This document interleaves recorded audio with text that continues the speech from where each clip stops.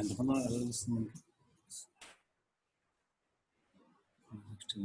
రాగండి voice ఏమి అంతేనా ఇంకేమన్నా continue.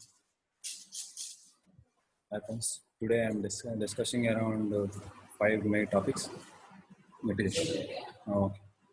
I am discussing 5 topics. There are injuries around leg, and we are discussing about ankle fractures, calcaneal fractures, and talus fractures, and we will discuss briefly about fractures of the foot.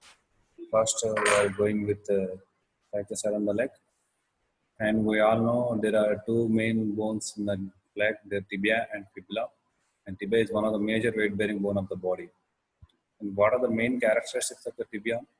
Its tibia is mainly a subcutaneous bone which is more prone for open fractures. Because fractures in this region more prone for piercing, prone for skin loss necessitating plastic surgery intervention. Because tibia fractures are directly under the bone, subcutaneously present. Any fracture the fracture ends will pierce out of the skin and it will cause an open fracture. What is the mechanism of injury? We all know road traffic accidents are the major causes of fractures, and it can be direct or indirect fractures. Road traffic accidents are the commonest cause of these fractures. We all know. And the fracture occurs at the same level in both bones or at differently. It means the fracture occurs at one level in tibia and another level at fibula. It's in one level in upper third, for example, tibia, and in lower third in the fibula. Indirect injury. A bending or torsional force in tibia may result in oblique or spiral fracture because the lower the foot is even in constant and the upper body may rotate. It will cause spiral or oblique fracture on the tibia. The sharp edge of that fragment will pierce the skin from within, resulting in open fracture as previously discussed. What are the clinical features? These are the clinical features of any fracture in your body: pain, swelling, tenderness, deformity. These are the 4 features present in any fracture in the body. And in case of open fracture, there may be a wound communicating with the underlying bone. What are the investigations to be done? It's also for routine. The X-ray, basic investigation X-ray, which is an AP and lateral view. And for X-rays, the X-rays must include the one joint above and one joint below. That means the X-rays must include knee joint above and ankle joint below for proper diagnosis. These are the X-rays of AP and lateral views of the X-rays. The left one is the antero-posterior view, and the right one is lateral. What are the management, evaluation, and management? Assess injuries. Assess for other injuries in case of polytrauma, ATLS protocols. What are the assessment? We all know what are the emergency cases. Tibia is one of the major bone fracture. So we have to, tibia is fracture means the injury is major. So we have to assess for other things. So we have to assess for airway, breathing, circulation, and disability, and environment. So we have to look after all these features and stabilize the patient. Number 2 point. And distal pulses must examine and distal neurovascular deficit must be ruled out. Distal pulses. The posterior tibial artery runs exactly behind the tibia. The anterior tibial artery runs lateral to the tibia. So in case of fracture, the fracturants may cause injury, direct injury, or it may cause thrombus within the arteries. So the distal blood supply is disturbed. So we have to look after it. And neural deficit. What are the neural deficits? So like arteries, posterior tibial nerve and anterior tibial nerve and common peroneal nerve is also may be chance. So we have to examine that and we have to exclude that. And in case of compartment syndrome is present, there is a delay in the diagnosis. What are the compartments? As previously discussed in the compartment syndrome class, 5 things we should be looking for compartment syndrome: pain and passive stretch, and pallor, and paresthesia, and paralysis, and pulselessness. So in tibia fractures, patient initially immobilized in an ammonia slab and bandaged in case of closed fractures. But in case of open fracture, before splinting the fracture, so there will be more blood loss to the exterior in case of open fracture.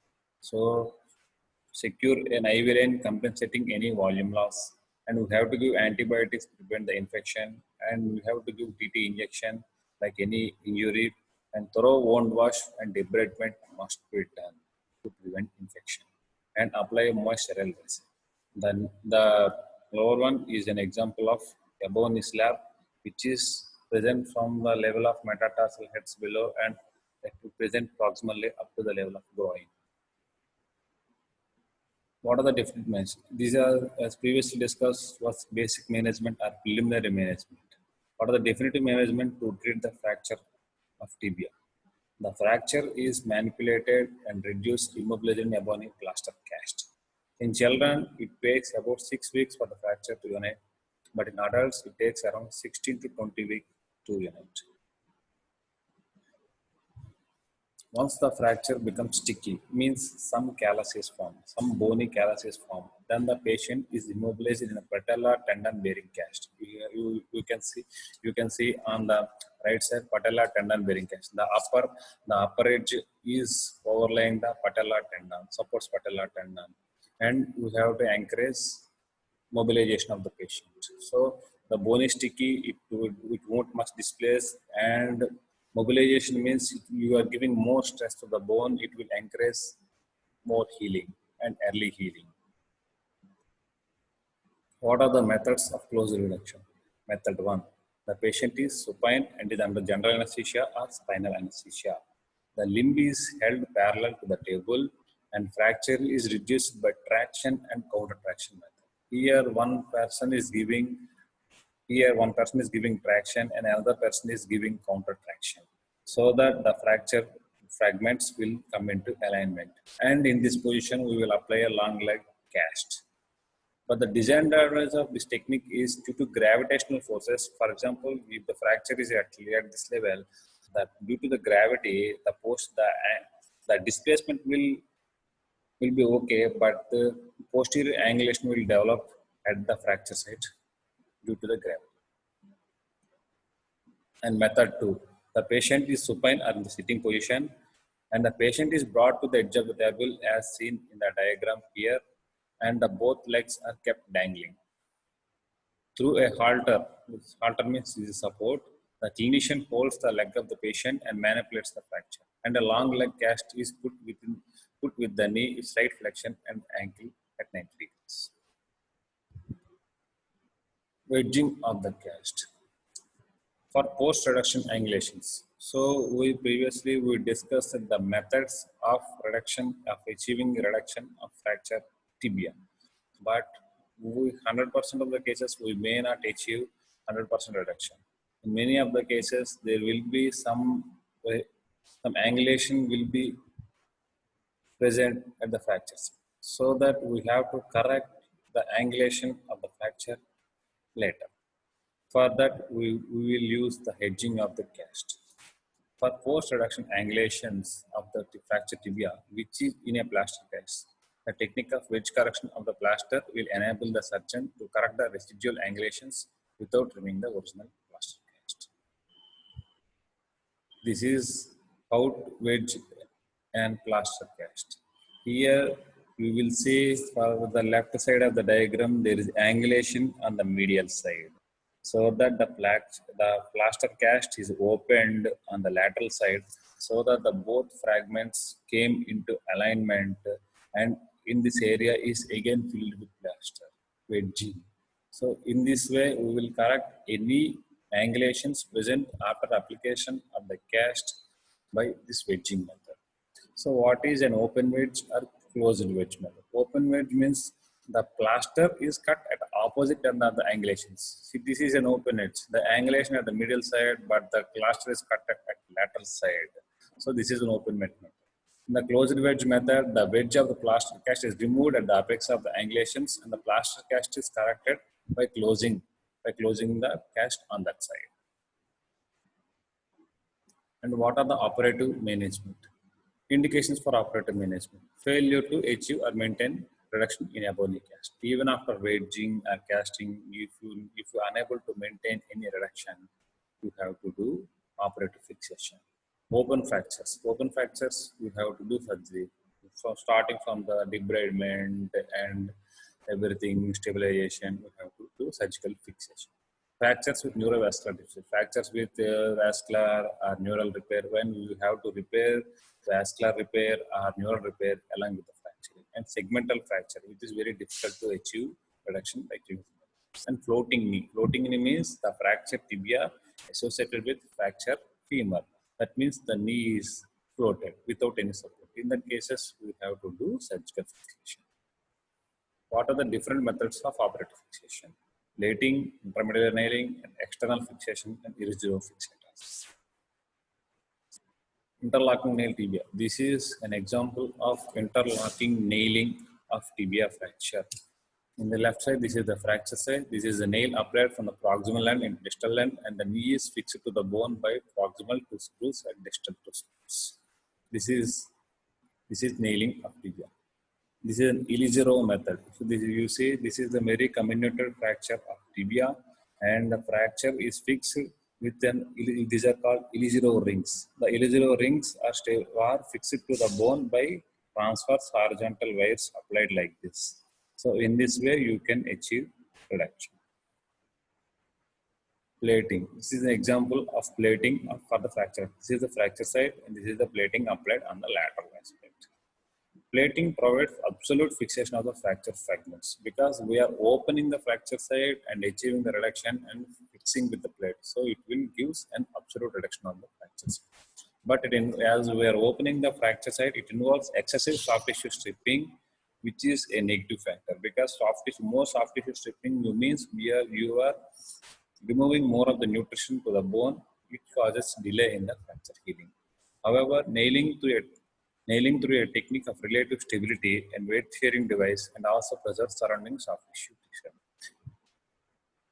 This is another disadvantage of plating. Nailing, which is a weight sharing device. Okay, so that it causes a relative stability. It will retain more soft tissue. It will cause more early and fracture healing. So interlocking nail is the most common method of treatment of tibial shaft fractures. What is an external fixator? External fixator is used exclusively in the case of open fractures. It's not only stabilizes the fracture but also facilitates dressing and other plastic surgery procedures with ease. These are the various types of external fixator. If the rods are present at one side of the body, it's uniplanar. If they are present in both sides of the plane, it's a multiplanar. As you discussed, Irizarry is also a type of external fixator in the circular rings are present, and hybrid external fixator means combination of above three. This is an example of external fixator. The bone is fixed to the external rods. The bone is fixed to external rods by using Shange pins. These are the universal type of external fixator. And the wound is, in the case, even with stability, we can do dressings and the plastic surgery procedures like flap covers and skin grafting and everything. Later, we can remove the external fixator. We can do definitive fixation. What are the complications of the tibia fracture? Like any fracture, the complications are like this: delayed union, non-union, infection, malunion, and compartment syndrome like forearm and like monotopic compartment syndrome. Fracture if the patient walks or started resuming his activities with minimal fracture healing, it may cause refractures and joint sickness. If you do prolonged maintenance in a Ebony slab or cast, it will cause joint stiffness and shortening if the bone loss is present. Pediatric tibial shaft fractures. Tibia and fibular fractures are the third most common long-bone fractures in the pediatric age group. The most tibial injuries are seen among the children of age group 4 to 14 years are most commonly due to sporting injuries or road traffic accident like any fractures. What are the modalities of surgical treatment? For conservative treatment, we previously discussed the Ebony slab. We will do apply, and after some time Ebony slab we will convert into Ebony cast and after PTB cast. When coming to surgical treatment, the regular treatment of nailing, Irizarry is generally not used in case of tibial fracture. For the titanium elastic nailing system is used for closing fracture. Titanium elastic nail system means the nail is flexible, elastic. flexible nail is used. And thorough debridement external fixator in case of open fractures, as previously discussed. These are the example. These are the diagrams of tense nails. These are 4 mm, 3.5 mm, 3 mm diameter, 2.5 mm, 2 mm diameters, and used depending on the age of the patient. And our next topic is ankle fractures. And coming to ankle anatomy, ankle joint is composed of 3 bones: tibia, which is called tibial plafond or tibial pylon, and fibula, and this is talus. The talus articulates with the tibial plafond superiorly, and the posterior malleolus. This is the posterior malleolus of the tibia posteriorly, and medial malleolus. And this is the medial malleolus is medially, and lateral articulation of the malleolus with fibula. This is the ankle joint. Ankle joint is support. What are the supports of ankle joint? Ankle joint is mainly supported by, number one is fibrous capsule. Like any joint, there is a fibrous capsule is present, which is one of the main supportive of the joint. And the second one is deltoid ligament. The ligament present at the medial end of the medial side of the ankle joint is deltoid ligament, which is mainly composed of 4 individual ligaments. This is the deltoid ligament part. This is, we are already told, the medial deltoid ligament is composed of 4 ligaments, which is posterior tibio-talar and tibial calcaneal, which attaches tibia and calcaneum. The posterior tibio-talar attaches to posterior part of the tibia to the talus. This is the talus, and tibia navicular. This attaches to tip of the tibia to the navicular bone, and these 3, 1, 2, 3, these 3 composed of superficial part of the deltoid ligament, and this 4th part is inside. Anterior tibio-talar part is present in the deeper side of the deltoid ligament. And coming to lateral side, lateral ligament consists of 3 components: anterior talofibular, posterior talofibular, and calcaneal fibula. These are the diagram. This is the lateral end of the ankle joint. This is the fibula bone, and this the lateral side main ligament composed of 3 parts. Anterior talofibular, it connects the talus and fibula and present on the anterior side, and posterior talofibular connects the posterior side of the talus with the fibula and connects the calcaneofibular ligament. It connects the calcaneus and fibula bone. And syndesmotic ligaments. Syndesmotic ligaments connects the lower end of the tibia and fibula so that the both bones will remain connected to each other, so that the ankle won't dislocates. And it's composed of 4 ligaments: anterior inferior tibiofibular ligament, and posterior inferior tibiofibular ligament, and inferior transverse tibiofibular ligament, and interosseous ligament. This is a diagram of syndesmosis. As previously discussed, this is anterior, present on the anterior part of the ankle joint, anterior inferior tibiofibular ligament. And this is the posterior inferior, and because it present on the posterior side and inferior part of the leg, this is called posterior inferior. It connects tibia and fibula. This is called tibiofibular ligament. And this is ligament ITL, and this is the interosseous ligament, which is the main supportive of syndesmosis. X-ray. This is the basic X-ray of the ankle joint, and it's an APU X-ray. You see, this is the leg, this is the medial malleolus, this is the tibial pylon, this is the after the fibula, this is the lateral malleolus, this is the talar dome. The basic, this is the ankle joint space. This is the basic things you observe in an ankle joint X-ray. So this is the basic evaluation of ankle joint X-ray. This is what you see was tibiofibular overlap. You have to see this tibiofibular overlap. You see, this is the tibia bone, this is the fibula bone. They are both overlapping. The overlap must be more than 10 mm. If anything is less than 2 mm, means the interosseous ligament, the connecting both tibia and fibula, is damaged, and both bones are spreading apart.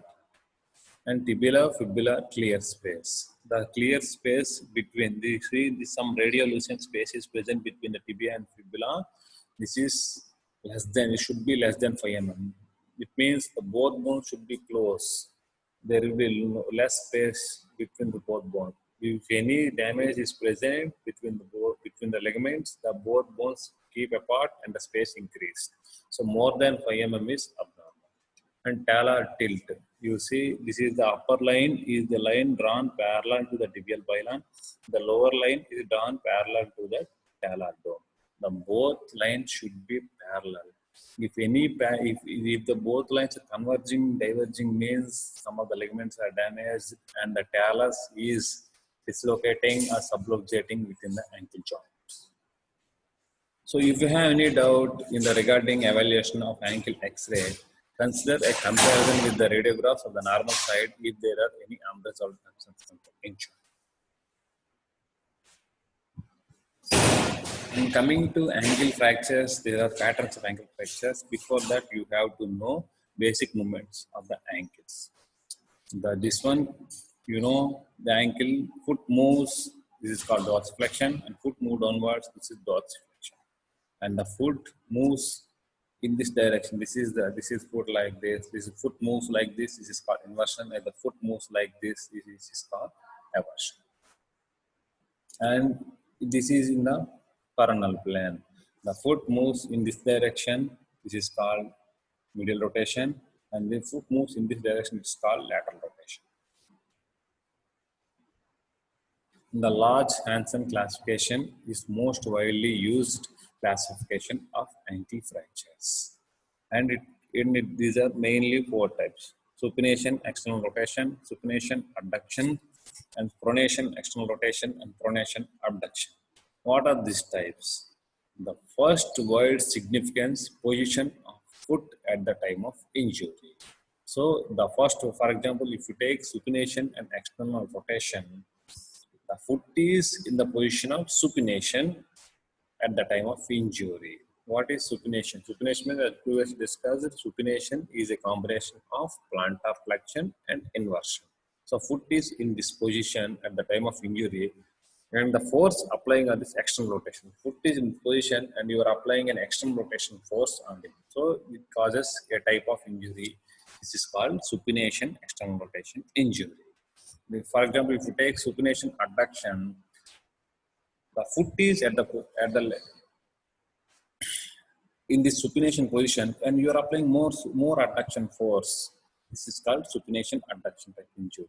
And if you come to third one, pronation, external rotation, the foot is at the level of pronation, and you are applying external rotation on it.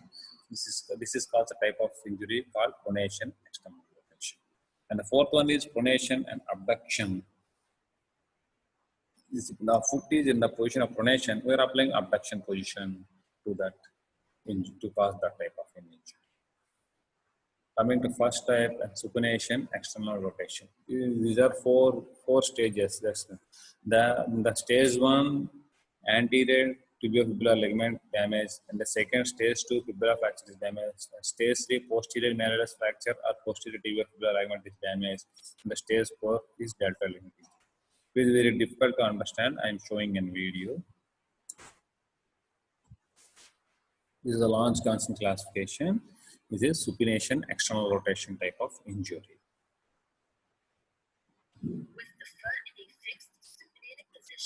So see, foot is in the position. Foot is not showing in the video, but the according to us, the foot is in position of supination. So you see this red arrow. This is external rotation force applying on the foot. In the stage 1 fracture, you see anterior talofibular ligament is damaged because your foot is in the position, you are applying this force. So this is called Tillot's-Chopard fracture. And the force is continuing like that. In the stage 2, you are observing a fibula fracture. It means lateral malleolus fracture with a specific posterior spike is present. The force is still continuing means there is an injury to posterior inferior talotibiofibular ligament. This is stage 3. The force is still continuing. The damage, whatever occurs, now occurred on the lateral aspect, now coming to medial aspect also. So the force coming to medicine, and then the stage 4 you can observe deltoid ligament injury, or you can observe a medial malleolus avulsion fracture. This is supination external rotation type of fracture. You see, this is an X-ray. How it will be.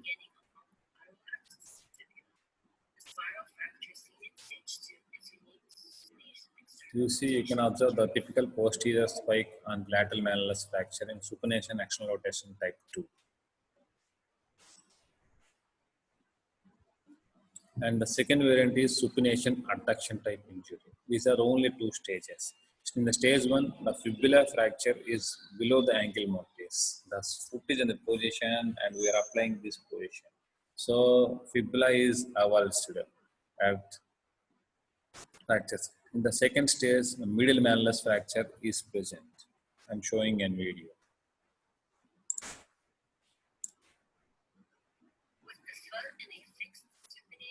Supination adduction type injury.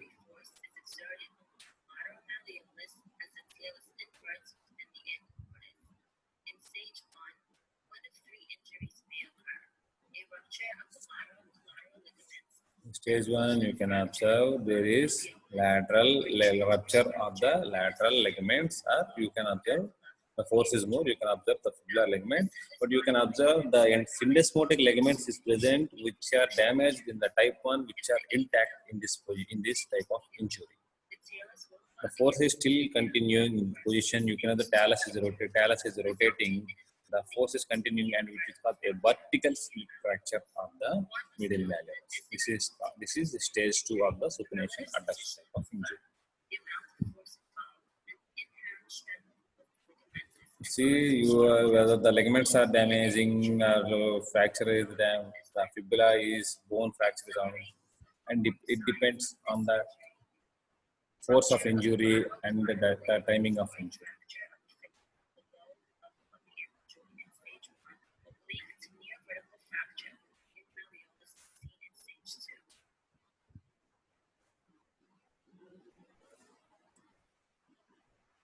The third one is pronation external rotation type of injury. In the pronation means the foot is positioned and you are applying an external rotation force. And previous to supination type of injury, the damage starts at the lateral aspect and is extending to medial aspect. But in pronation type reverse, the damage starts at the medial aspect first and that comes to extending to lateral aspect. The stage 1, there is deltoid ligament tear at medial malleolus tear. And the stage 2, anterior tibiofibular ligament or interosseous membrane is damaged. And the stage 3, the spiral fracture, which is very peculiar and it comes very proximal to the fracture, ankle joint. And stage 4 is posterior malleolus fracture. I am showing a video.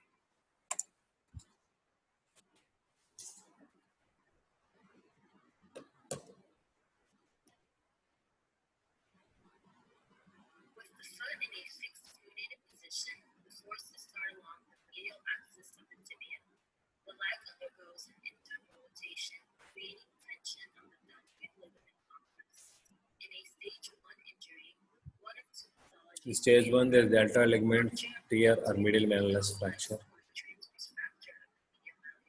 The force is continuing like the external rotation force on the already pronating the foot. So you can observe an anterior tibiofibular ligament damage occurs.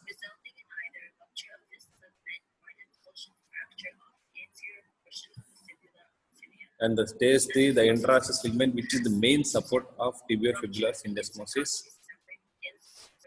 which is now damaged, and it typically causes all the way, it ruptures interosseous membrane, causes fracture of the fibula at a very high level to the ankle joint.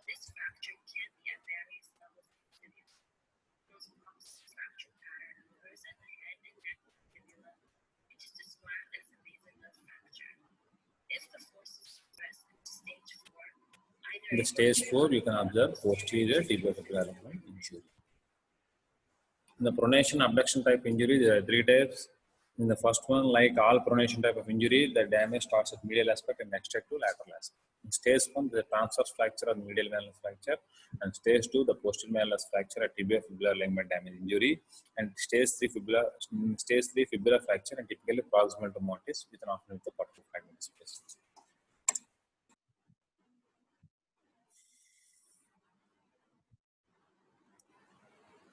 The foot in a fixed pronated position, an abductory force is placed along the medial aspect of the medial malleolus, creating either a The stage 1, the medial malleolus fracture and deltoid ligament fracture, like pronation type of injuries.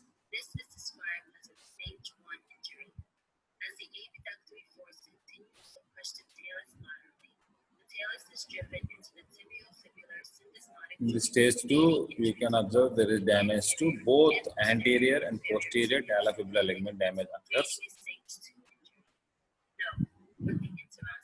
But main interosseous ligament is intact in stage 2, and the force is still continuing, the abduction force. That ligament also damaged. You can observe typical lateral spike lateral malleolus fracture is you can observe.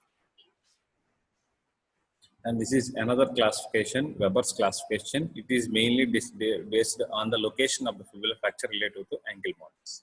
In Weber's type A, the fibula is fractured distal to the syndesmosis. You see, this is the tibiofibular syndesmosis. The fracture occurs distal to the syndesmosis.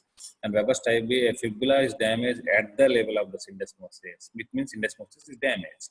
And the Weber's type C, and this is the fracture occurs at higher level than the syndesmosis. The concept is the higher the fibular fracture and more severe the fracture, it means more damage to occur to tibiofibular ligaments.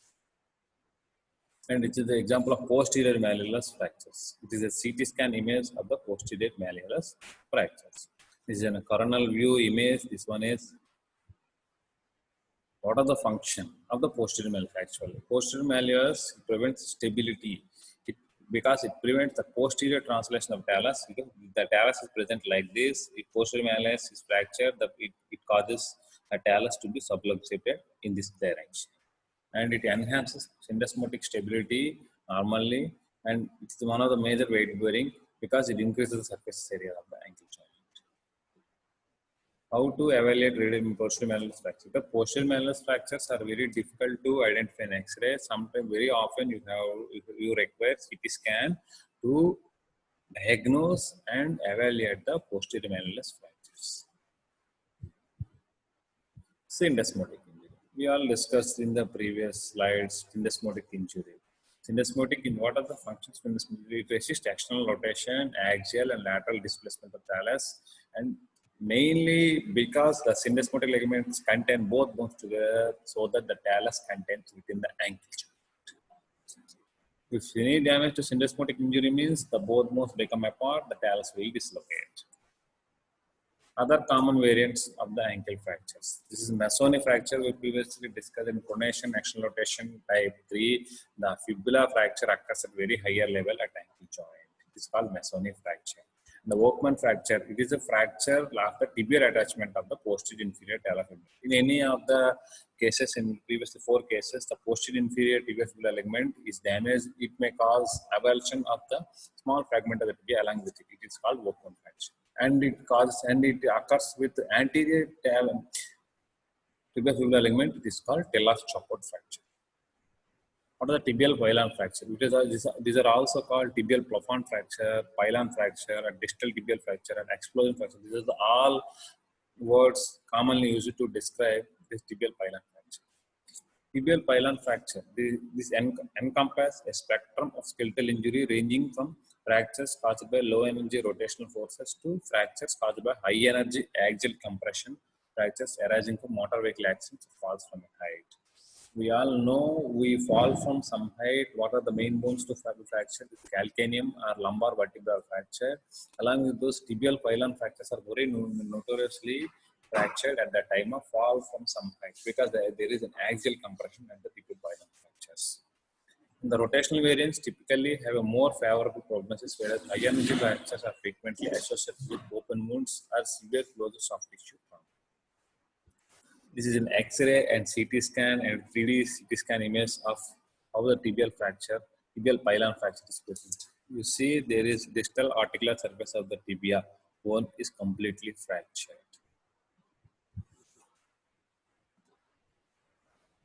This is Rudy Algover classification of tibial fracture. There is no need to know in depth of this classification because it is higher level, but you just remember the name Rudy Algover's classification. Then type 1 is non-displaced and type 2 is minimally displaced the fracture of tibial fracture, and type 3 is very significant displacement and very severe articular involvement in case of tibial fractures. What are the treatment? Like any case, closed reduction, open reduction, and everything fracture is common treatment. So, like tibia fracture, you have to do evaluation, distal fibrotic deficit evaluation. You have to stabilize the patient and everything. This is very close to ankle, so ankle joint may be displaced. So you have to do reduction of ankle joint must be done. And open wounds ablation should be cleansed and dressed and debrided and do everything. This is in pictures how people are doing ankle reduction. They will be giving traction at one end of the foot, and the another person is giving a counter traction and reducing ankle. You can see some local anesthetic into the joint so that the patient will receive no pain, and it facilitates the reduction of the ankle. Following fracture reduction, a well-padded posterior slab should be applied, and post-radiograph should be obtained to confirm the fracture assessment or whether the reduction is completely done or not. We have to evaluate through post-production radiographs in the POP. The limb must be elevated for reducing the swelling. The swelling is reduced with the fluid seeps out along the granite. For non-displaced stable fracture and patient not fit for surgery, we will follow conservative treatment. How apply well-padded posterior splint for the first few days, while swelling subsides with limb elevation, and then apply cast with good padding for 4 to 6 weeks with serial radiographic evaluation to ensure maintenance of the reduction and fracture healing. If adequate fracture healing is present, like in tibia fracture, if adequate fracture healing is present, there we are mobilizing patient in BTP, and you can mobilize the patient in a short leg cast. And weight bearing is restricted till fracture healing is adequate. Operative treatment, it is indicated in case of failure to achieve or maintain closure reduction, maybe due to soft tissue interposition in tendons or arteries or vascular structures or muscle, maybe interposed between the fracture fragments, and it's an unstable fracture, it's an open fracture, you have to do surgical fixation. Open reduction and internal fixation, called ORIF, should be performed when patients' general medical conditions, swelling around the ankle and soft tissue starts alone.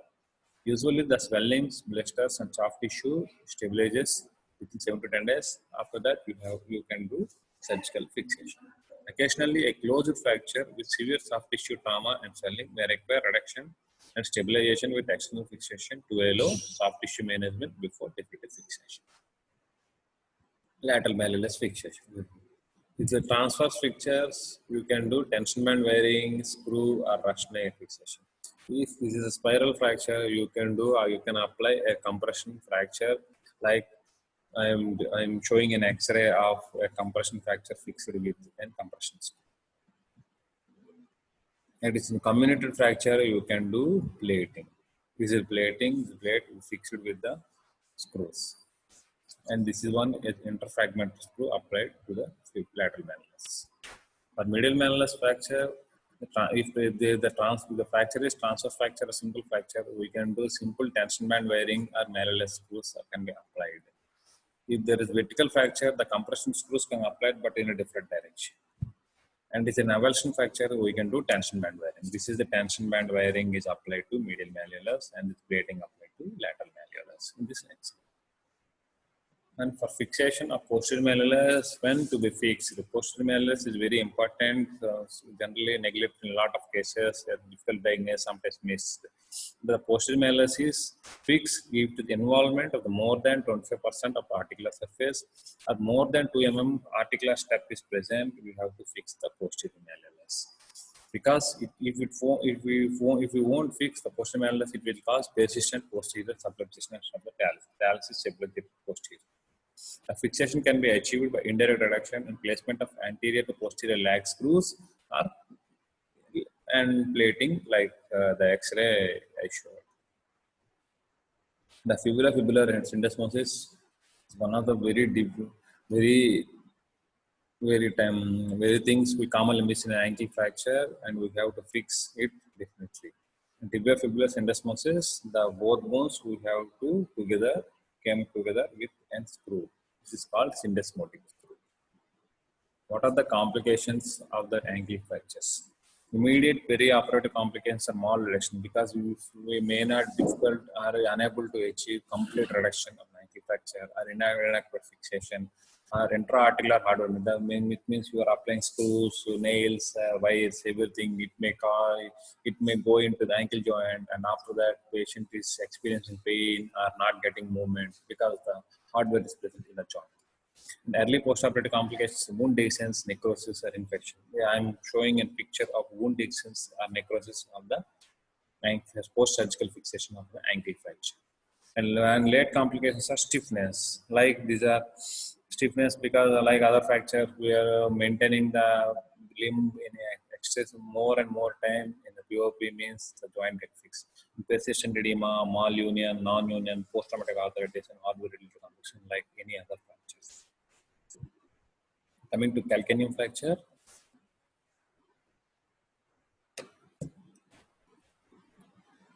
I'm discussing three aspects of the calcaneum fracture: basic anatomy and fracture characteristics and management. Anatomy: calcaneum is one of the major tarsal bone, one of the 7 tarsal bones, and the biggest of all tarsal bones in our body. And there are 5 clinically significant aspects of the bone anatomy. This is, for example, this is calcaneum bone. There are 2 or 3 articular facets. One is posterior aspect, which articulates with the talus, and two anterior facets are present to articulate with other tarsal bones. There is sustentaculum tali, means a shelf-like projection is present. And there is medial wall, there is lateral wall, and there is distal cuboid articulation is present. I'm showing diagrams in the next slides. You see, this is superior view because this is calcaneum bone. This is superior view. This one is superior view. First one, left one is, this is the lateral view. This is the posterior view, and this is anterior view.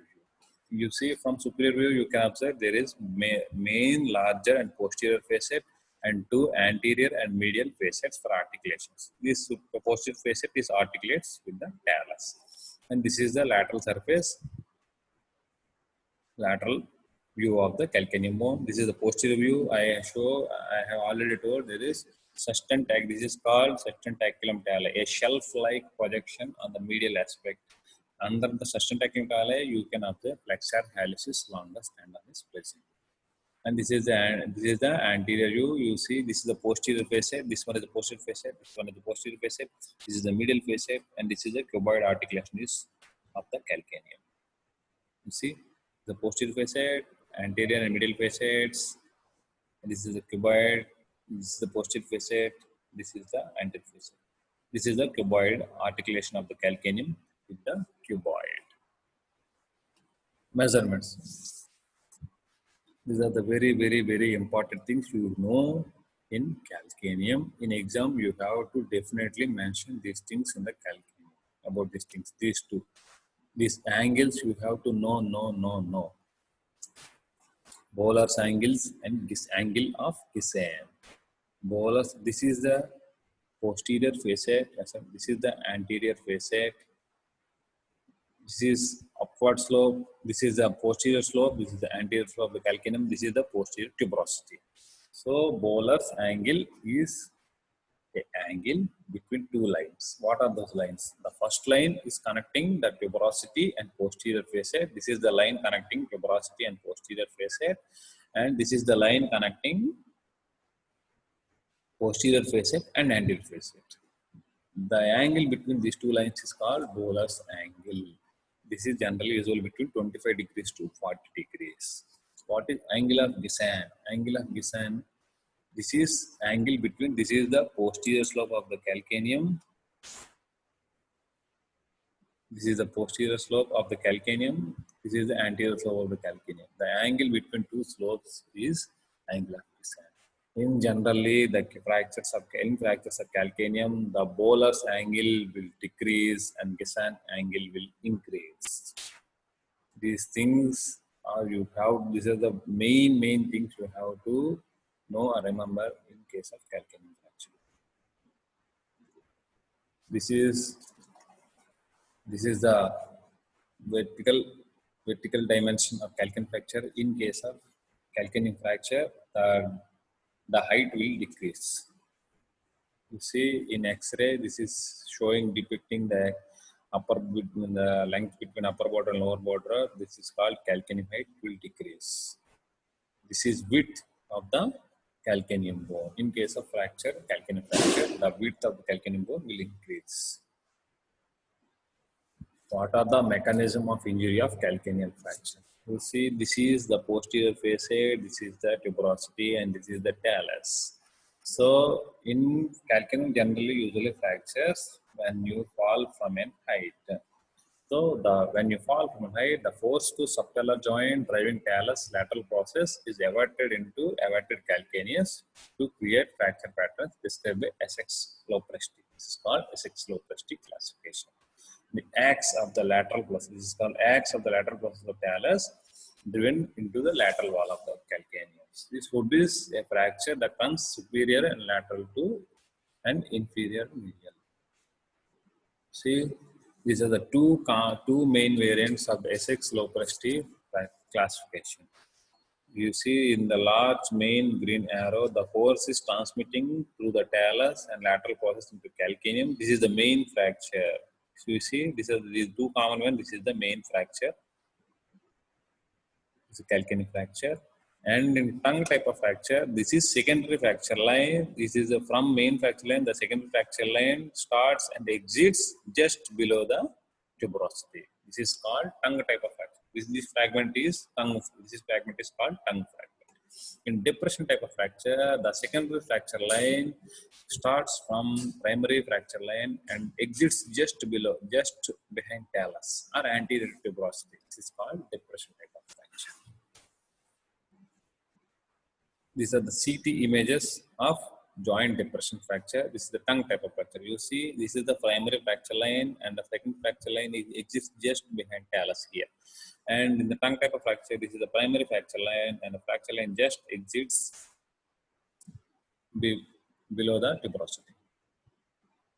You see heel widening in case of fracture calcaneum. This is the normal calcaneum, and you see due to the fracture comminuted fragments, the heel is widened.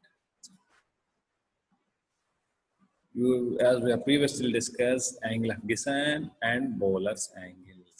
Bowler's angle is the angle between upward and downward slope of the calcaneum. So in fractured calcaneum, the posterior facet is fractured. The angle of Gissin, this is the normal angle of Gissin. You see here angle of Gissin is more than 145 degrees, increase in case of calcaneum fracture. This is Bowler's angle. Bowler's angle is an angle between the line connecting posterior facet and tuberosity. This is a line and another line connecting the both articular facets. This is Bowler's angle. You see here the posterior facet is depressed due to fracture. The angle of Bowler's angle is decreased. Treatment of calcaneum fracture. What are the goals of the treatment of calcaneum fracture? The congruency of subtalar joint (ST) and calcaneocuboid joint and restoration of the height and reduction and width. And the depression of the subfibular space for peroneal tendons for proper bleeding and proper movement of the ankle joint. And valgus realignment of tuberosity and stable fixation. We can do as conservative or non-operative, like any fracture. When we do conservative, is minimally displaced fracture or undisplaced fracture, or if the calcaneophyte like posterior malleolus, if calcaneocuboid joint is less than 25% involved, or any other comorbidities present in diabetes mellitus or heart problem, any peripheral vascular disease, because calcaneum fractures are very notorious for non-healing because they are very distal to the body, and in these cases we will do conservative treatment. If you operative treatment, there is any posterior facet involvement, there is congruent, so you have to achieve congruent motion between talus and calcaneum. So posterior facet involvement, you have to do surgical fixation, and more than 25% of the calcaneocuboid joint involvement, you have to do operative fixation. Any dislocations, any tuberosity avulsion fractures, you have to fix it surgical. And timing and surgery important factors.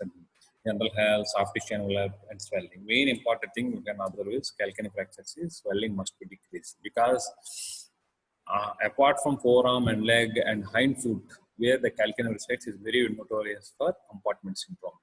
If you do any surgery or anything, if the swelling won't decrease, it may cause compartment syndrome of the hind foot. This is in the diagram we have commonly used calcaneum plates for some examples. Non-operative treatment below knee slab, as the slab is present, globe is present below knee, like ankle joint fixation, like calcaneal fracture, the same. Immobilization splint, cast boot, elevation with ice and blood care to decrease swelling, and non-weight bearing for 10 to 12 weeks, and early range of movements to prevent stiffness of the subtalar joints and ankle joints. Like it's like any, this treatment is like any other fractures. What are the surgical fixation? Percutaneous screw application. You can see this is a tuberosity avulsion fracture and fixed with a screw and another screw applied from this side, and you can apply screw according to the fracture pattern. And percutaneous means you are not opening the skin much and not opening the fracture site, and you are applying in percutaneously. And this is plate application. You see, this is the extension, is called extensor lateral approach. Patient is positioned in this lateral position and opened in a L-shaped space and open, and the plate is applied after application of multiple KVS and fracture is closed. This one will be done in case of more comminution and very difficult to achieve reduction without opening the fracture site. What are the complications? As previously said, and calcaneum is hind foot or ankle is very meager blood supply is present, and it commonly exhibits wound excess or compartment syndrome. You see, this is an necrosis and wound excess of post-operative wound of the calcaneum surgery. These are the other common complications can occur with any prolonged immobilization of any other fracture site. Ankle stiffness, subtalar arthritis, or chronic ankle pain is present. And coming to the fracture of the talus. Coming to talus anatomy, talus, this is the articular surface of the talus, which articulates with the tibial plafond. This is the lateral, this one is articulating with lateral malleolar. This is the lateral process. This one articulates with the posterior facet of the calcaneum on downwards. This one articulates with the navicular bone.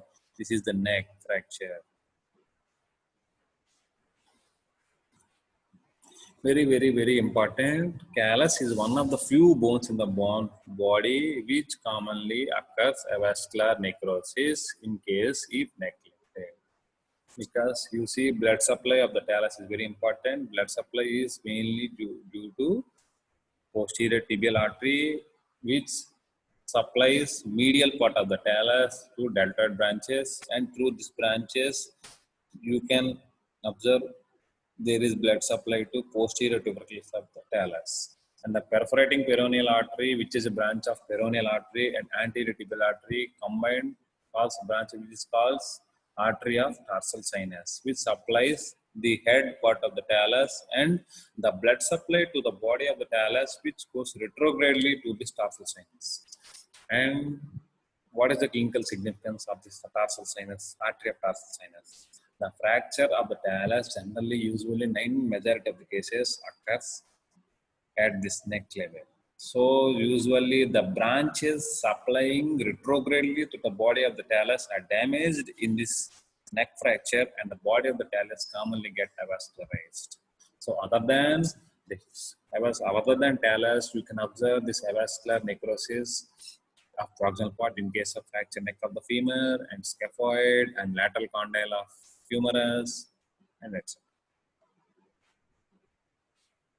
These are the common locations of the fractures of the talus. This is the fracture of the neck of the talus, which is very common, and fracture of the body of the talus, which is less common compared to the neck.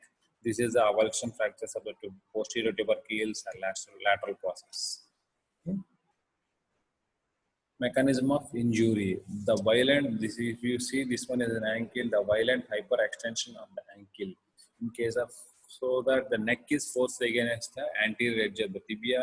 So fracture occurs at the neck. This is called aviator fractures, because in previous cases while landing, aviator means pilots has press with more force in case of landing, so that the ankle is more dorsiflex and there is more chances of talus fracture. So that's why it's called aviator fracture. And fracture of the body. Fracture of the body is rare compared to the fracture of the neck of the talus, which is mainly due to compression injury like tibial pilon fracture and calcaneum fractures, which is mainly due to compression. These are very uncommon. You see, I already discussed the fracture of the neck of the talus due to violent dorsiflexion. You see the dorsiflexion of the ankle in this position, the fracture is occurring at the level of neck of the talus, which is called aviator fracture. Classification, you no need to remember an entire thing, you just remember the name Hawkins and Canal classification of the talus. These are the Hawkins and Canal classification of the talus. In the first type, only undisplaced fracture of talus is present.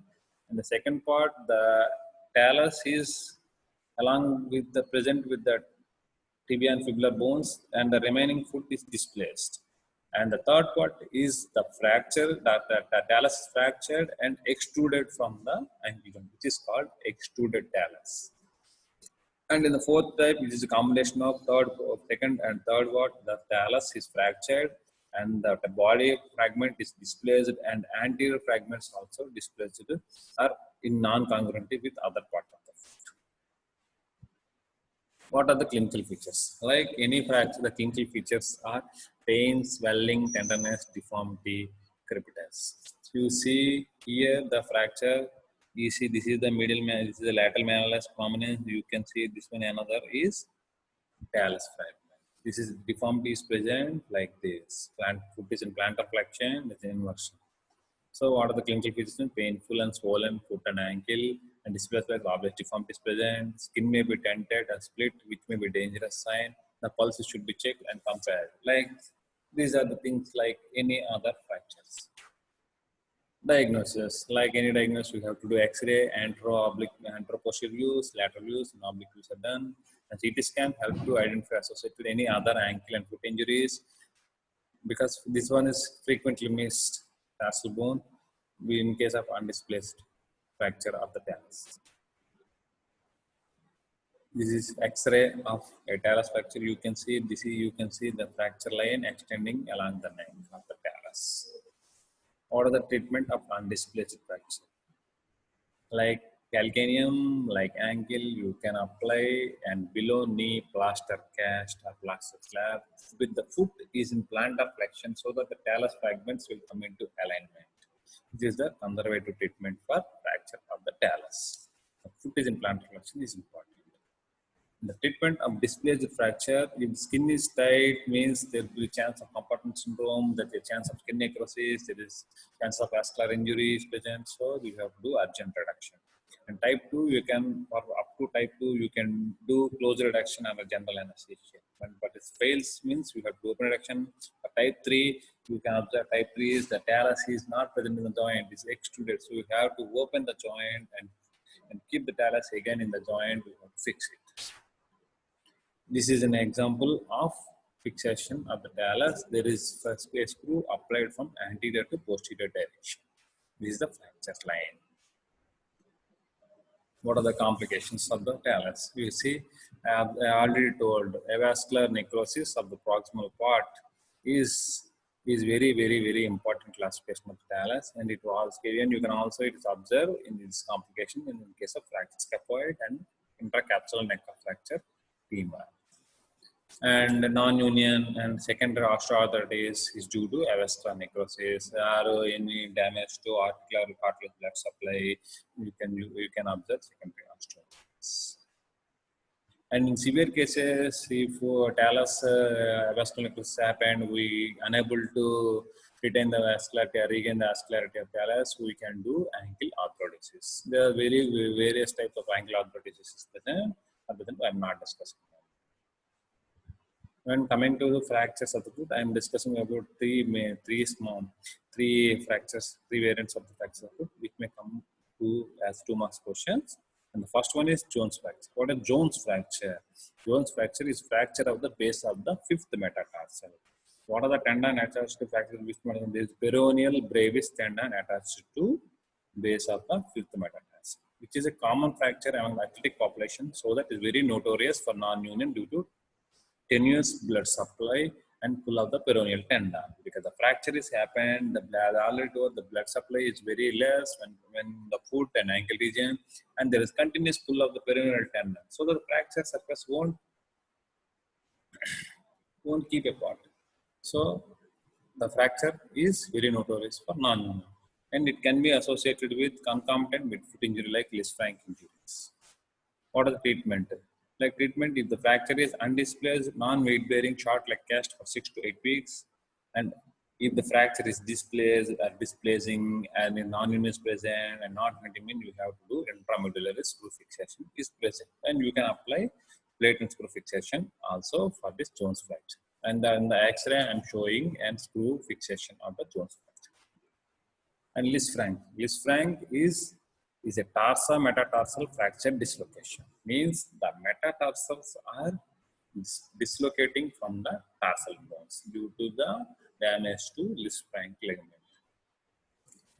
So Lisfranc injury is a tarso-metatarsal fracture dislocation characterized by traumatic disruption between articulation of the medial cuneiform. This is the medial cuneiform and the base of the sixth metatarsal. So between these two bones, there exists a Lisfranc ligament. If you damage that ligament due to injury, all metatarsal bones will keep apart from the remaining foot. This is called Lisfranc dislocation.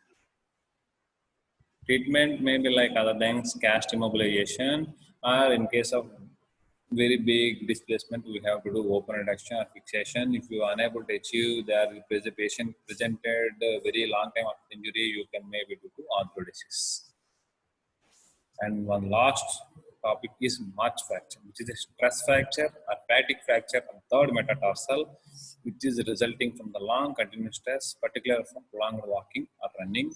We can observe in people like army people or police, they are in this thing, stress fracture, you can observe. Treatment, mostly non-weight bearing in a POP cast for 6 to 8 weeks is enough for march fracture. Thank you.